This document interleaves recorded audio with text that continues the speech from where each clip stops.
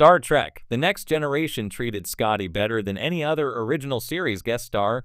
When Star Trek: The Next Generation first launched in 1987, it set out to carve its own legacy, far removed from the shadows of Captain Kirk and the Enterprise crew. Gene Roddenberry famously resisted leaning too heavily on the original series TOS, worried that nostalgia would overshadow the new adventures of Picard, Riker, and Data. For the first few seasons, crossover cameos were almost non-existent, and the rare nods to TOS were brief mentions, background details, or Easter eggs. But by the time the show entered its later years, it had grown confident enough to embrace its roots, and when it did, one guest star rose above the rest: Montgomery "Scotty" Scott. In the season's 6th episode, Relics, James Doohan's return as the miracle working engineer wasn't just fan service. It was a moving, character-driven story that honored Scotty in a way no other TOS guest star was treated in The Next Generation. While Spock and McCoy also appeared in some form, it was Scotty who truly got the send-off he deserved. This is why TNG treated Scotty better than anyone else from Kirk's era. The rarity of original series guest stars. To understand why Scotty's appearance in Relics stands out, it's important to look at how TNG typically handled TOS legacy characters. Roddenberry initially pushed back against including them at all. He wanted TNG to prove it could succeed without relying on Kirk, Spock, or McCoy. That explains why Dr. McCoy's cameo in Encounter at Farpoint is played almost as an Easter egg, a gentle passing of the torch in a short, touching scene with Data. DeForest Kelley shines in his brief role, but it's essentially a walk-on part, more symbolic than narrative. Later, Spock returned in the two-parter Unification, where Leonard Nimoy got more screen time. While it was a thrill to see Spock working with Picard, the episodes were really a Vulcan/Romulan political drama. Spock's presence was essential, but the narrative treated him as part of a plot engine, not as a deep exploration of the man himself. Fans loved it, but it didn't quite offer the intimate character study that Scotty would later receive. Kirk himself never appeared in TNG proper. His return was saved for generations, and other crew members like Uhura, Sulu, and Chekhov never crossed over. That left Scotty's return as a unique opportunity, and the writers delivered. Relics, a story about being left behind. In Relics, the Enterprise D discovers the wreck of a Dyson sphere, one of Star Trek's most imaginative sci-fi concepts. Inside the sphere, they stumble upon a centuries-old transporter buffer, and inside it, they find Montgomery Scott, suspended in a kind of technological limbo for 75 years. When Scotty materializes, he finds himself not only alive but stranded in a future where his skills, reputation, and identity feel out of place. This is where TNG treated Scotty with rare respect. The episode doesn't reduce him to comic relief or a relic of the past. Instead, it grapples with themes of aging, obsolescence, and legacy. Scotty isn't just a guest star, he's the heart of the episode. Doohan's performance is both humorous and heartbreaking.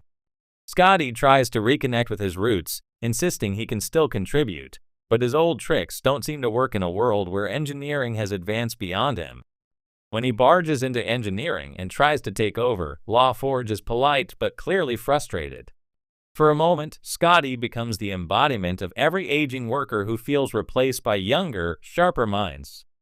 And yet, the show never mocks him. Instead, it allows Scotty to rediscover his value, not as a man who can compete with LaForge, but as someone whose experience still matters. By the end, Scotty and Geordi bond, and the old engineer proves his worth in the crisis.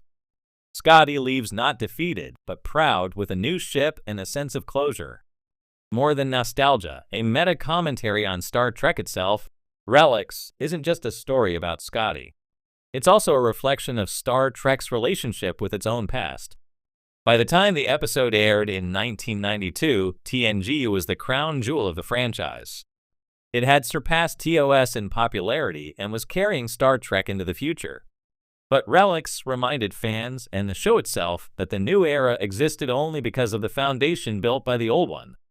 Scotty's struggles with irrelevance mirrored how some fans feared TOS would be forgotten as TNG's success grew. By treating Scotty with respect, TNG symbolically reaffirmed that the original crew still mattered. Picard's scene with Scotty in the holodeck, where they drink together on a recreated Enterprise bridge, is one of the most touching moments in the franchise. It was a quiet acknowledgement that the old and new Star Trek could coexist, honoring the past without being trapped by it. Why Scotty got it right when others didn't? Comparing Scotty's return to Spock's unification appearances highlights why Relics worked so well. Character depth. Spock's episodes were about diplomacy and Romulan intrigue, with his character serving a role in the larger story. Scotty's episode was about Scotty, his fears, his pride, his journey. Emotional closure. Spock didn't get closure in TNG. His story was left dangling for later material. Scotty, by contrast, received a complete arc in just one episode.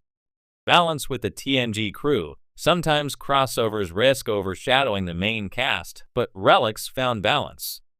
Geordi played a crucial role, and Picard had meaningful moments, yet the spotlight stayed firmly on Scotty. Even McCoy's cameo in Encounter at Farpoint pales in comparison. It was a sweet tribute, but it didn't explore who McCoy was at that stage in life. Scotty, on the other hand, was allowed to feel real, proud, stubborn, vulnerable, and still heroic. Doohan's triumph. James Doohan's performance elevates Relics even further. By the early 1990s, Doohan was often remembered for his convention appearances and the famous "Beam me up, Scotty" line. But in this single episode, he reminded everyone why Scotty had always been more than a stereotype. Doohan played him with warmth, humor, and quiet melancholy, capturing the universal human fear of being left behind by progress. Fans often point to Scotty's line about how a good engineer always gives himself extra time so he can look like a miracle worker as one of the episode's highlights. But it's the quieter moments, his loneliness, his sense of displacement, that truly resonate. Doohan turned what could have been a nostalgia stunt into one of TNG's most human stories. Legacy of Relics. Relics became a fan favorite not only because it celebrated Scotty, but because it captured the spirit of Star Trek at its best.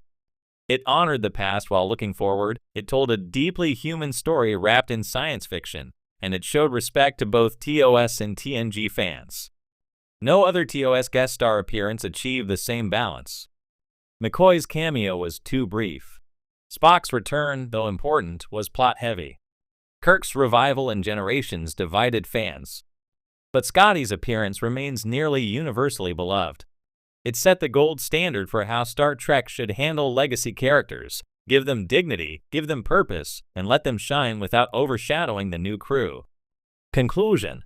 Star Trek, The Next Generation rarely leaned on its predecessors, but when it did, it usually did so with careful restraint.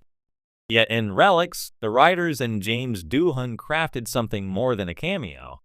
They told a universal story about aging, legacy, and self-worth, all through the lens of a beloved character who had spent decades keeping the Enterprise running. Scotty wasn't treated as comic relief, a political pawn, or a token cameo. He was given an entire episode that honored his contributions, acknowledged his struggles, and allowed him to leave with dignity. In doing